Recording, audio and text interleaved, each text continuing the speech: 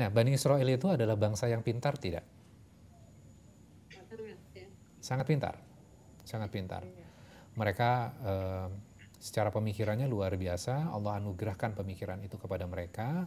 Kemudian mereka diberikan kitab. Mereka adalah orang-orang yang pandai membaca pada saat itu. Ya. Nah, artinya bahwa mereka memiliki pengetahuan. Ya. Ketika mereka memiliki pengetahuan, akan ada pengaruh nggak? Bisa mempengaruhi orang nggak? Bisa. Jadi pengetahuan, kemudian mereka akan memiliki pengaruh, berarti memiliki kemampuan politik yang sangat besar. Kemudian akhirnya mereka berkuasa nggak? Iya. Ya karena bisa mempengaruhi orang lain kan. Ketika mereka memiliki pengaruh seperti ini, apakah mereka bisa memutarbalikkan kebenaran? Bisa nggak? Bisa, Ustaz. Sangat bisa. Jadi ternyata orang-orang yang berilmu itu, ya, bisa mencampur adukkan kebenaran dengan kebatilan. Dan ketika mereka melakukan itu, mereka bisa menyembunyikan kebenaran kan? Ini yang dikatakan di dalam ayat ini. Janganlah kamu campur adukkan kebenaran dengan kebatilan, dan janganlah kamu sembunyikan kebenaran sedangkan kamu mengetahui. Kok bisa sih kamu itu paham, kok bisa sih kamu itu pinter, tapi kamu mencampur baurkan antara kebenaran dan kebatilan.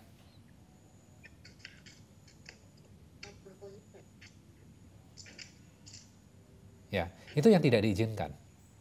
Dan itu ternyata yang dilakukan oleh Bani Israel. Berarti yang dilakukan mereka ini orang awam atau orang yang pintarnya, Bu? Orang pintarnya.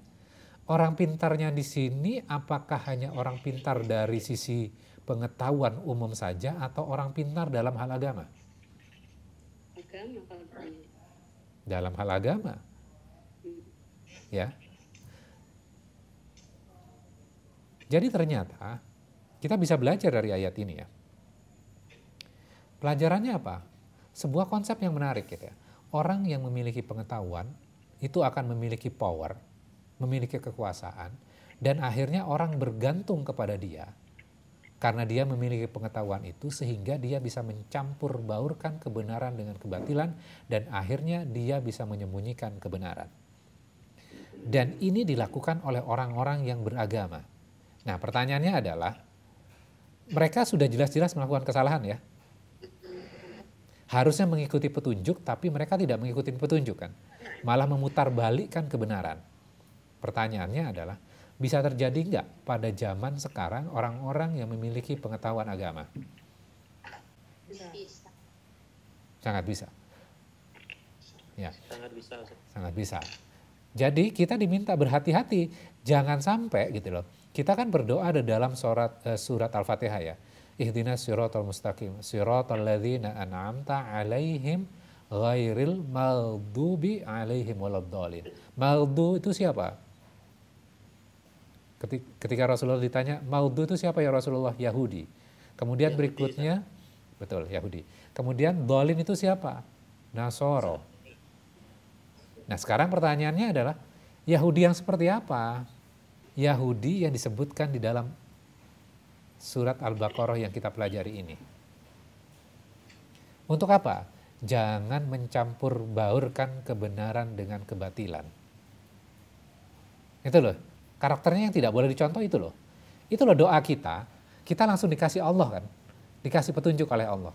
Dzalikal kitabul la raiba fihi hudal lil muttaqin gitu ya. Ini loh kitab yang tidak ada keraguan di dalamnya, petunjuk untuk orang-orang yang bertakwa. Kemudian kita sudah meminta itu, kemudian dijawab oleh Allah. Ini loh petunjuknya di dalam Al-Quran ini. Kemudian kita minta kepada Allah, jangan seperti orang-orang maghdubi. Kemudian Allah jawab nih, ini loh ciri-ciri orang maghdubi itu adalah Bani Israel yang melakukan kesalahan-kesalahan sebelumnya. Jangan sampai kita melakukan hal yang sama. Kemarin kita sudah belajar ya tentang kisah Nabi Adam, kemudian iblis dan para malaikat. Di situ kita mengambil sebuah inspirasinya apa? Bahwa ternyata kita belajar bahwa tidak ada pemisahan tuh antara ilmu agama dengan ilmu sains. Ilmu pengetahuan dengan ilmu agama itu tidak dipisahkan. Tujuan dari khalifah itu apa? Menyembah kepada Allah kan, menyucikan Allah kan. Jadi ketika kekuasaan itu, sains itu, kekuasaan itu dipisahkan dari unsur agama, akan memiliki impact nggak? Akan memiliki impact. Impactnya apa? Kerusakan dan pertumpahan darah kan? Jadi sumber kerusakan itu ketika kita memisahkan antara dunia dan akhirat. Tidak bisa dipisah-pisahkan tuh. Ya, harus menjadi satu kesatuan. Ya. Nggak mungkin kita akan melepaskan agama dalam pergaulan kita kan? Tidak mungkin kita melepaskan agama dalam dunia politik. Karena kita belajar di dalam Al-Quran gitu ya. Bagaimana keturunan dari Bani Israel itu, Nabi Sulaiman itu keturunan dari Bani Israel nggak? Iya. Iya, keturunan dari Bani Israel. Memisahkan antara kekuasaan dan agama nggak? Tidak. Kemudian ayah dari Sulaiman itu siapa? Nabi Daud, betul. Memisahkan antara kekuasaan dan agama nggak? Tidak. Berarti berpolitik itu diperbolehkan kalau seperti itu? Boleh. Boleh. Sangat boleh gitu. Sangat boleh. Malah jangan dipisahkan dengan agama. Cuman kan kadang-kadang kalau misal kita baca di sosial media, udahlah kalau ustadz nggak usah lah masuk-masuk dunia politik. Ya. Nah kita bisa belajar ya. Ternyata ketika kita memisah-misahkan itu, impact-nya apa? Akan ada kerusakan dan pertumpahan darah seperti prediksi penilaian para malaikat kan. Ya, oke kita lanjutkan sekarang ya. Kemudian ayat 43, wa aqimus shalah, dirikan sholat, wa atuz zakah, dan tunaikan zakat, warka'u ma'ar roki'in, dan rukuklah kalian bersama orang-orang yang ruku'. Ini perintah kepada siapa nih berarti? Kepada Bani Israel kan? Oke. Kira-kira perintah ini yang diberikan kepada Bani Israel sama nggak dengan perintah yang sebenarnya diberikan oleh Rasulullah? Sama. Iya, betul. Jadi Nabi Muhammad itu meneruskan sebenarnya adalah dari nabi-nabi sebelumnya. Esensi agama itu apa? Esensi agama itu menyembah Allah kan? Yang paling esensial kan itu kan, menyembah Allah kan. Oke, maka di sini diperintahkan adalah wa aqimus shalah. Dirikan sholat. Sholat itu apa? Membangun koneksi. Membangun koneksi dengan siapa? Dengan Allah gitu loh. Maka bangunlah koneksi itu dengan Tuhanmu. Wa atuz zakah, dan tunaikan zakat. Kemudian berikutnya apa? Rukuklah bersama orang-orang rukuk. Artinya diperintahkan untuk apa? Ketika beribadah itu berjamaah lah. Ya kan? Barenglah dengan yang lain gitu loh. Jangan sendiri gitu ya. Ini adalah sebuah perintah. Kemudian kita lanjutkan kembali. Ayat 44. Ata'murunan nas. Apakah kalian menyuruh manusia bil birri kepada kebenaran, wa tansawna, dan kalian melupakan anfusakum, diri kalian sendiri. Wa antum tatlunal kitab, dan kalian memelihara atau membaca kitab. Kok bisa sih kamu memberikan nasihat kepada orang lain, kepada manusia, sedangkan diri kamu tidak melaksanakannya? Jadi ini juga sebuah perintah juga gitu ya. Ketika kita mengajarkan, maka upayakan seoptimal mungkin nasihat yang kita berikan, ajaran yang kita berikan, itu juga berlaku terhadap diri kita. Karena sesungguhnya ketika kita mengajarkan kepada orang lain, kita mengingatkan diri kita kembali kan sebenarnya. Bukan berarti ketika misalnya saya memberikan ini, saya sudah hebat, enggak gitu loh. Sama. Ini sebenarnya adalah mengingatkan diri kita. Ya. Jadi ketika kita mengaji, kemudian kita mengajarkan kepada orang lain, sesungguhnya kita memperingatkan diri kita mengajarkan diri kita kan. Karena kalau misal kita nggak ngajar, sebenarnya kan kita bisa lupa. Benar nggak Bu Rahayu sebagai dosen nih? Ya. Ya. Artinya ketika kita mengajarkan agama seperti sekarang ini gitu, kita itu mengingatkan diri kita sendiri. Jangan seperti Bani Israel. Ngajarin di masjid, ngajarin di musola, ngajarin di majelis-majelis gitu ya. Kadang fokusnya adalah kepada orang lain. Padahal ketika mengajarkan itu sesungguhnya fokusnya terhadap diri siapa? Diri sendiri dulu. Jadi ketika kita belajar agama, maka kita langsung jangan berpandangan bahwa ayat ini cocok buat si X, ayat ini cocok buat ibu ini, ayat ini cocok buat bapak ini. Bukan seperti itu. Ketika kita ngaji seperti ini tentang Bani Israel gitu ya, kita jangan berpandangan, oh itu tentang orang-orang Bani Israel itu. Oh itu tentang orang-orang Yahudi yang sudah melakukan kesalahan-kesalahan sebelumnya. Bisa jadi gitu loh, kesalahan-kesalahan yang dilakukan oleh Bani Israel itu juga bisa berlaku terhadap diri kita. Benar nggak? Diberikan sebuah teguran oleh Allah. Bani Israel itu menyuruh orang lain melakukan kebaikan, sedangkan diri mereka melupakan diri mereka sendiri. Dan itu secara kontinu dilakukan oleh Bani Israel itu. Jelas ya? Kemudian kita lanjutkan ayat 45. Wasta'inu bis-sabri was-shalah. Dan mintalah kalian pertolongan dengan sabar dan sholat. Oke, berarti ketika kita ada masalah, berarti kita harus sadar dulu bahwa kita punya masalah, benar nggak? Kemudian ketika kita sadar sudah memiliki masalah, kemudian kita benar-benar minta tolong kepada siapa? Kepada Allah. Berarti fokus di bagian awal di dalam Bani Israel ini, dalam story Bani Israel ini, fokusnya selalu menuju kepada Allah kan? Ya, mulai dari ayat 40 tuh, takutlah hanya kepadaku saja kata Allah tuh. Kemudian ayat 41, bertakwalah hanya kepadaku. Berarti kamu sandarkan dirimu kepada Allah. Kamu harus aware terhadap Allah dulu tuh. Ya. Baru step berikutnya adalah kamu jangan menyampur adukkan kebenaran dengan kebatilan. Kemudian habis itu perintahnya apa? Dirikan sholat. Dan tunaikan zakat. Jadi sholat itu setelah apa? Setelah sadar tentang keberadaan Tuhannya. Kemudian takut terhadap Tuhannya. Kemudian bertawakal terhadap Tuhannya. Maka sholat itu akan bermakna tuh.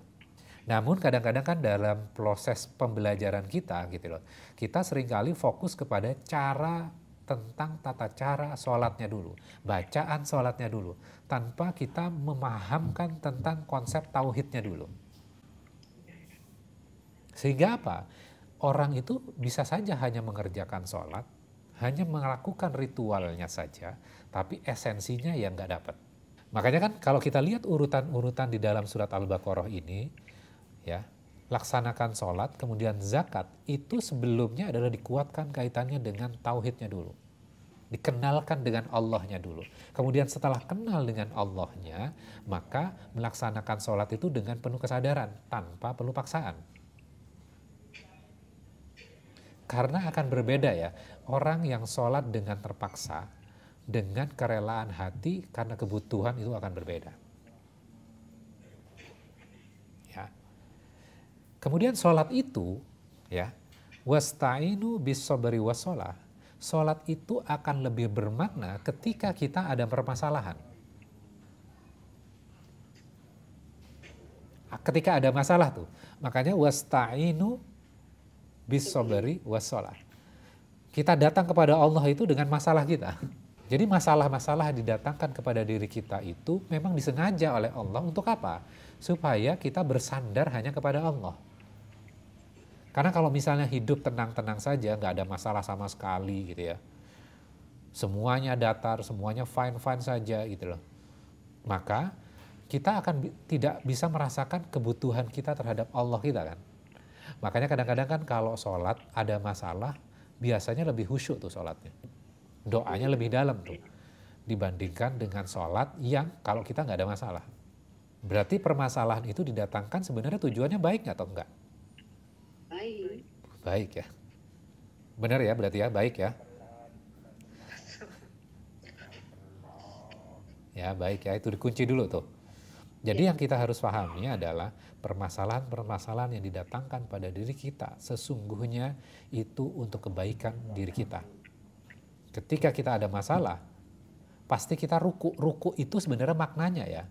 Ruku itu adalah ketika kita sudah tidak sanggup melakukan apapun, kita sudah bankrupt gitu ya. Kita sudah jatuh, benar-benar rugi gitu ya. Dan kita tidak memiliki apapun, kemudian kita ruku tuh. Itu sebenarnya makna ruku tuh.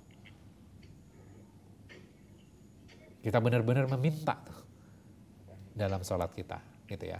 Jadi wasta'inu bis sabri wassalah. Ada dua tuh. Ternyata minta pertolongan dengan Allah itu dengan sabar loh. Nah pertanyaannya gini, kadang-kadang ketika kita berdoa pengennya kan minggu depan sudah terjawab ya. Kalau nggak terjawab, kemudian kita kecewa tuh. Karena kita eranya adalah era digital seperti sekarang gitu ya. Semuanya bisa online gitu ya. Semua bisa di booking dengan handphone. Kalau misalnya barangnya tidak sesuai deliverynya dengan waktu yang kita sudah tentukan, kemudian kita kasih bintang 1 biasanya. Bener nggak? Nah, kadang mindset kita terhadap dunia real kita bawa ketika kita berhubungan dengan Allah. Ketika doa-doa kita tidak segera diijabah oleh Allah, kemudian kita kasih bintang 1. Kita kecewa dengan Allahnya, kita komplain dengan Allahnya. Seperti kita belajar online gitu loh. Maka jangan bawa pikiran itu ketika kita niaga dengan makhluk, jangan dibawa kepada Allah. Doa itu sesungguhnya minta pertolongan kepada Allah itu adalah sebenarnya adalah kita membangun koneksi dengan Allah. Walaupun doa itu belum diijabah, tujuan doanya berarti kan sudah terkabul karena kita membangun koneksinya dengan Allah kan. Kita udah nyaman sebenarnya ketika momen itu kan. Ya, makanya kan ketika kita ada masalah, ketika kita sujud itu kan nikmat banget ya. Dan ketika sholat gitu ya, kitanya jadi nggak buru-buru dalam sholatnya karena kita menikmati kan. Gimana kita akan minta tolong kepada Allah kalau sholatnya nggak sabaran, cepet-cepet gitu ya. Kira-kira kita akan ditolong nggak? Nggak ditolong. Jadi dinikmati pelan-pelan itu doa itu. Direnungkan baik-baik. Ya Allah, ampuni aku ya Allah. Kasihani aku ya Allah. Tutupkan kekuranganku ya Allah. Angkat derajatku. Berikanlah aku rezeki. Berilah aku kesehatan. Maafkan aku. Itu kan doa-doa kita.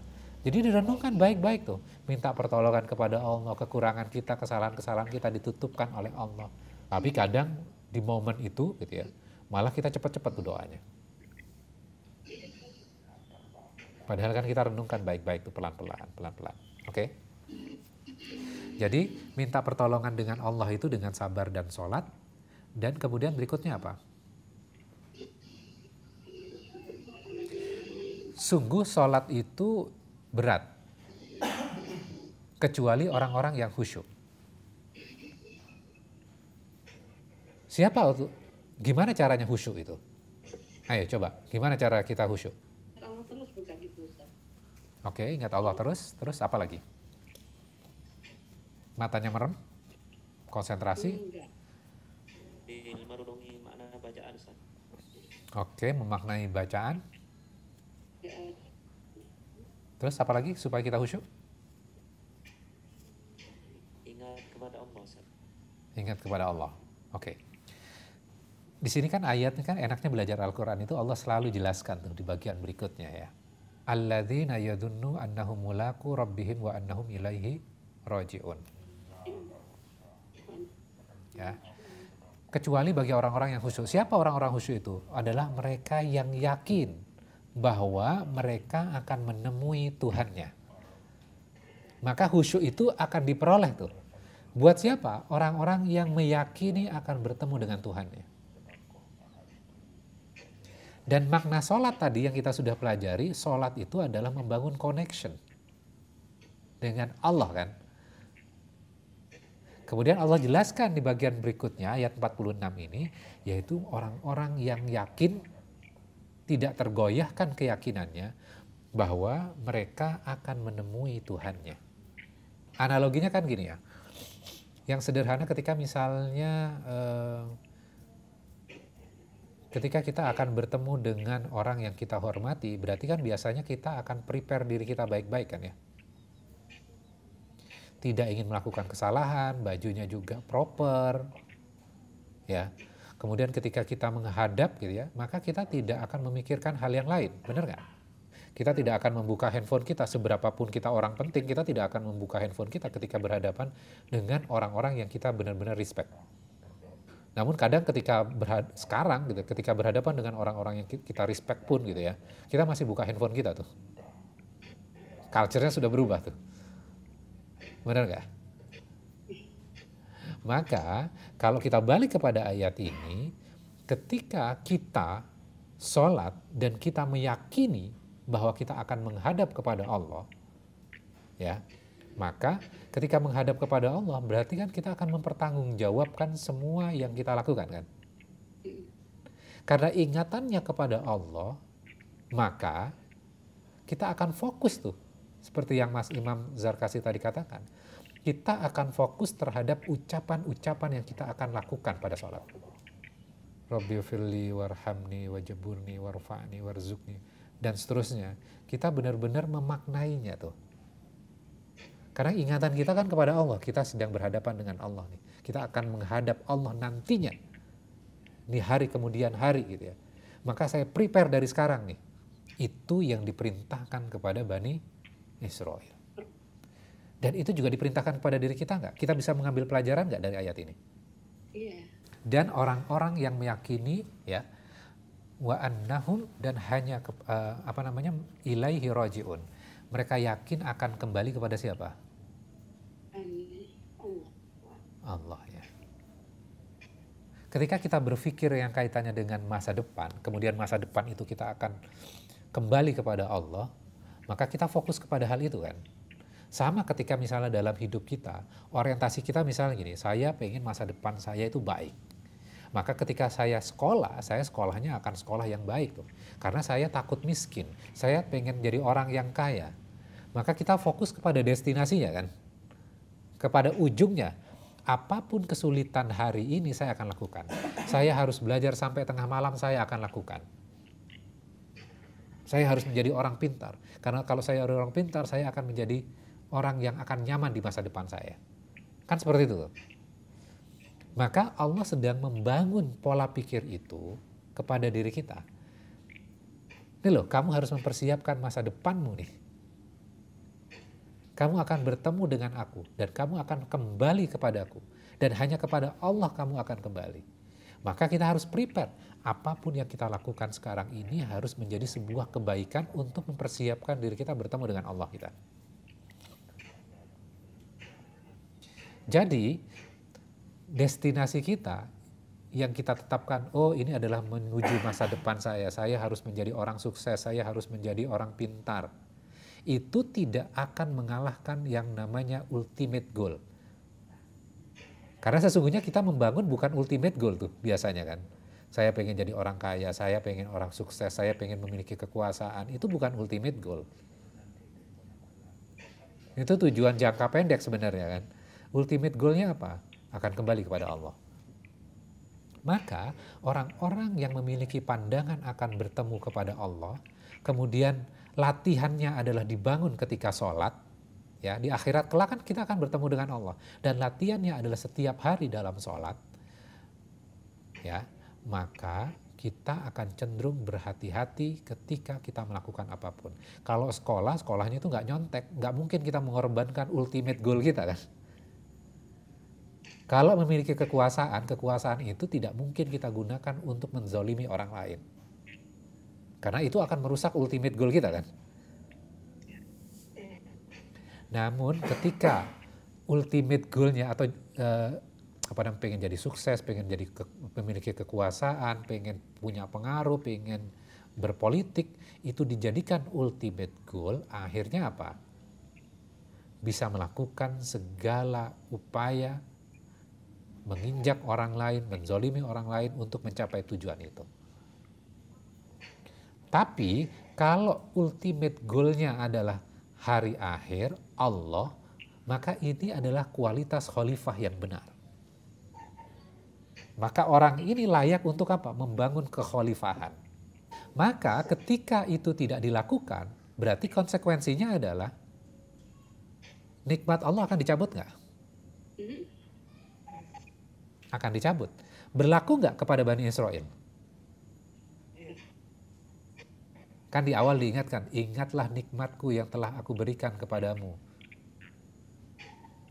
Kamu harusnya menyembah Allah. Ketika kamu tidak menyembah kepada Allah, kamu tidak bertawakal kepada Allah, dan kamu tidak meminta pertolongan kepada Allah, maka kamu akan dicabut kekuasaannya. Menjadi khalifah itu. Kamu akan menderita. Kan kira-kira gitu kan? Nah, sekarang pertanyaannya, kesalahan yang dilakukan oleh Bani Israel terjadi nggak terhadap umat Nabi Muhammad di zaman kita sekarang ini? Ya, lumayan. Akhirnya yang terjadi apa? Perpecahan dan pertumpahan darah kan? Iya. Walaupun belum sampai peperangan benar gitu ya. Yang satu menjelekkan yang lain, satu menjatuhkan yang lain. Terjadi nggak? Bahkan terjadi kepada orang-orang yang memiliki ilmu agama. Satu dengan yang lainnya saling menjatuhkan. Kenapa? Orientasinya itu hanya orientasi jangka pendek. Orientasinya itu bukan Allahnya. Ketika orientasinya Allahnya, Allah gitu loh. Maka kita tidak akan mengorbankan goal-goal jangka pendek untuk goal jangka panjang. Ya. Harusnya satu dengan yang lain kan saling menguatkan kan. Oke, sampai di situ clear? Jelas ya?